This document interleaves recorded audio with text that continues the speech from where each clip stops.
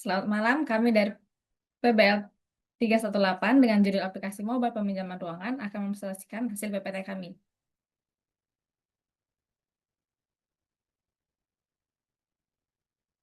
Anggotanya ada Tervina Elizabeth Saleki, Tervini Maria Saleki, Putri Amalia, Muhammad Farhan Sas, Veron Manasesi Tomorang, dan Esra Jonathan Gumoli.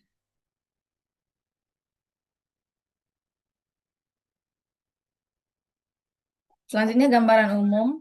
Aplikasi peminjaman ruangan Politeknik Negeri Batam merupakan pengembangan lanjutan dari versi web yang telah digunakan sebelumnya untuk mendukung digitalisasi proses peminjaman ruangan di lingkungan kampus. Pada tahap ini, sistem dikembangkan dalam bentuk aplikasi mobile guna meningkatkan fleksibilitas, kemudahan akses, dan efisiensi layanan bagi seluruh civitas akademika. Melalui aplikasi ini, mahasiswa dapat mengajukan peminjaman, mengecek ketersediaan ruang secara real-time, serta memantau status persetujuan langsung dari perangkat seluler. Sementara itu, dosen penanggung jawab dan PSI ruangan dapat melakukan validasi dan penjadwalan dengan lebih cepat melalui notifikasi otomatis. Selanjutnya akan dijelaskan oleh Tervini. Selanjutnya ada tujuan. Tujuan utama pengembangan aplikasi mobile peminjaman ruangan adalah untuk menciptakan sistem informasi yang terintegrasi, efisien, dan mudah diakses oleh seluruh sivitas akademika. Secara lebih spesifik, tujuan tersebut dapat dijabarkan sebagai berikut. Pertama, meningkatkan fleksibilitas dan aksesibilitas layanan peminjaman ruangan melalui perangkat seluler. Yang kedua, mengoptimalkan proses administrasi dan pengelolaan ruangan agar lebih efisien, transparan, dan terdokumentasi dengan baik. Yang ketiga ada mendukung transformasi digital kampus menuju pengelolaan sumber daya yang lebih modern, responsif, dan berkelanjutan. Selanjutnya akan dibacakan oleh Putri Amalia.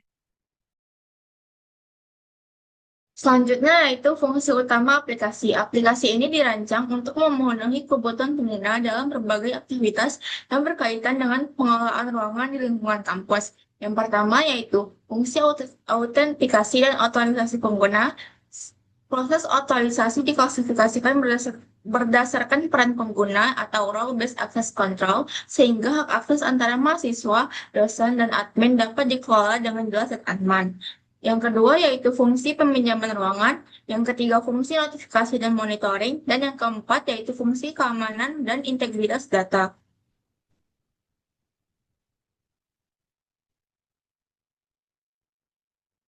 Selanjutnya yaitu target pengguna. Yang pertama ada mahasiswa sebagai pengguna yang mengajukan peminjaman ruangan, memeriksa ketersediaan, dan memantau status persetujuan peminjaman. Yang kedua penanggung jawab sebagai pihak yang memvalidasi pengajuan peminjaman dari mahasiswa dan memastikan kegiatan sesuai dengan ketentuan yang berlaku. Yang terakhir yaitu PIC ruangan sebagai pihak yang melakukan validasi akhir serta mengatur jadwal penggunaan ruangan agar tidak terjadi bentrok antar kegiatan. Selanjutnya akan dijelaskan oleh Esra.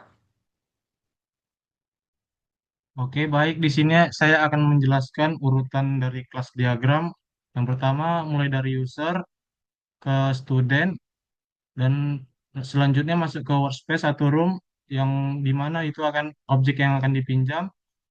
Selanjutnya, kita akan memusatkannya di launch, dan launch memiliki relasi yaitu launch user, launch status, dan room PIC.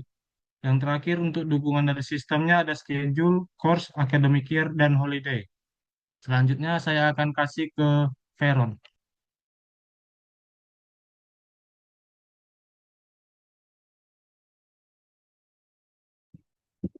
Baik, di sini ada otorisasi.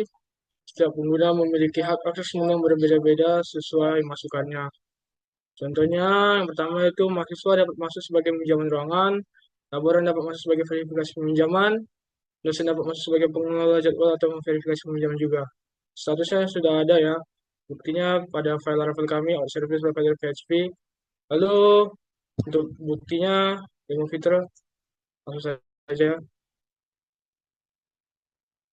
Untuk pada websitenya, tadi masukannya sesuai ini ya, sebagai mahasiswa, lalu sebagai laboran jurusan, ini sebagai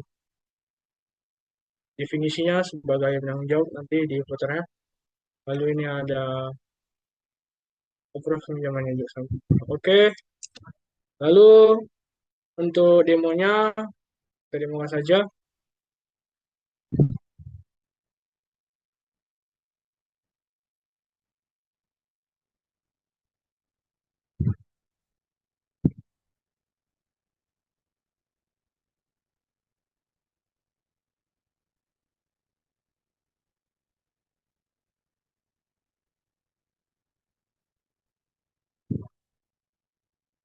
Ini masuk login peminjaman ruangan ya. Tadi otorisasi. Otorisasi dia dapat masuk sebagai apa dan menunya nanti akan ada muncul sesuai loginnya ya. Ini sebagai mahasiswa yang dapat meminjam.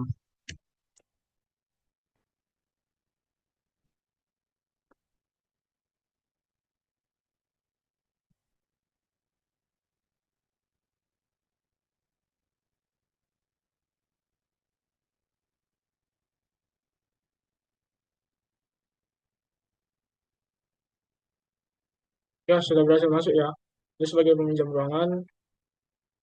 Ini otorisasi yang sudah berhasil.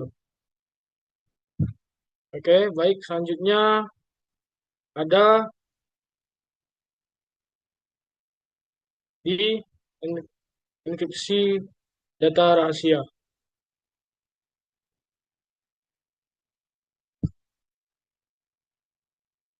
Sorry, sebelum itu untuk otorisasi selanjutnya ada laporan juga bisa masuk ya. Untuk laporan sendiri sudah terdefinisi.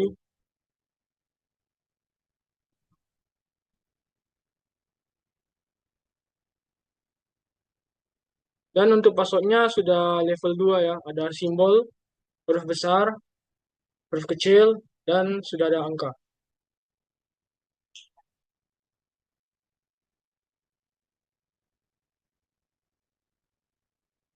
Ini sebagai laporan tulisan orang yang akan tanggung jawab dan menjawab ruangan tersebut. Untuk otorisasi selanjutnya yaitu ada lagi sebagai dosen. Dosen di sini sebagai pengisi ruangan.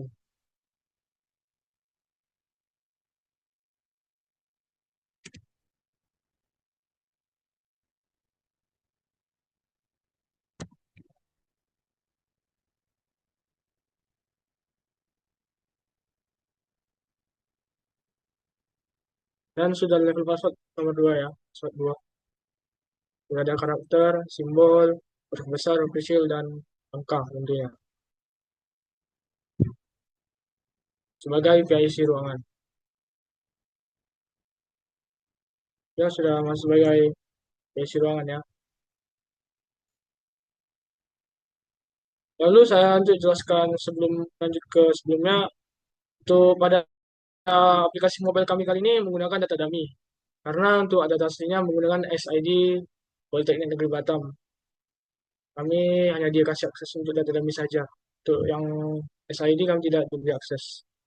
Makanya kami memakai data dummy yang sudah saya definisikan berada di sini ya.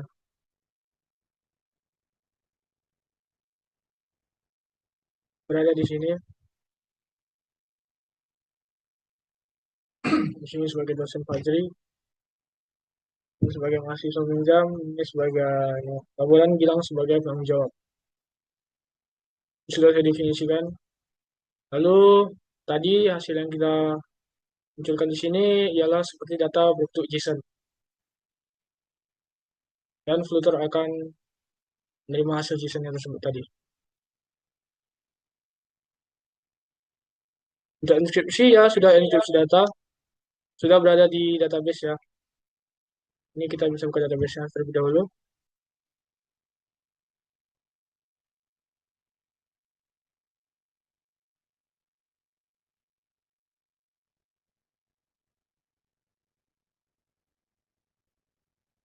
Jadi inskripsi data pada kami ini, kami menggunakan hashing dengan menggunakan bytecrypt pada password kami. Password data dummy kami ya.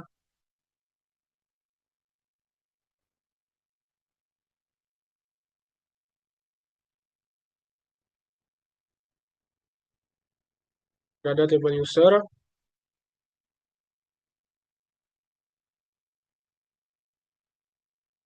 Di sini sudah masuk ya. Passwordnya bytecrypt ya. Dengan kode-kode panjang seperti ini. Yang tidak bisa diformat jadi plain text. Oke. Baik, selanjutnya ada apa lagi selain enkripsi data? Selanjutnya ada data integriti dan pengecekan hash. Ya, seperti tadi ya, kami menggunakan bytecrypt. Sudah ada implementasinya. dengan level password nomor 2, password 2, menggunakan simbol, huruf besar, huruf kecil, dan angka. Baik, sekian saja dari saya. Selanjutnya akan dijelaskan oleh Farhan. Baik, selanjutnya insiden respon plan. Terdapat 3 insiden. Yang pertama, server diretas. Kedua, database bocor. Dan ketiga, bug yang memungkinkan semua pengguna menjadi admin. Rencana penanganan yaitu satu, deteksi. Insiden terdeteksi melalui laporan pengguna atau analisis log server yang menunjukkan aktivitas mencurigakan. Dua, penanganan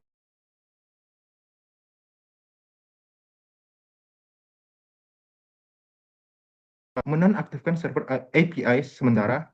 Kedua, memblokir alamat IP penyerang. Ketiga, pemulihan, mengembalikan sistem ke kondisi normal dengan cara menutup celah keamanan dan melakukan restore dari file backup terakhir.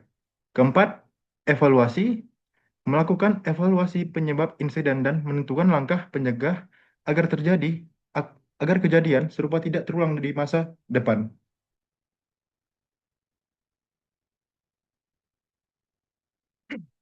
Selanjutnya, backup dan restore. Tujuan dari proses backup adalah untuk mencanangkan data agar tidak hilang apabila terjadi kerusakan pada sistem. Kedua, restore. Tujuan dari proses restore adalah untuk mengembalikan database ke kondisi terakhir sebelum terjadi kerusakan.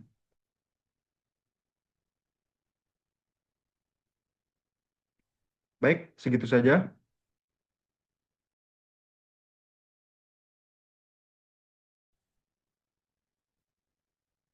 Baik, sekian dari presentasi kelompok kami. Mohon maaf jika ada kesalahan kata. Selamat malam. Terima kasih.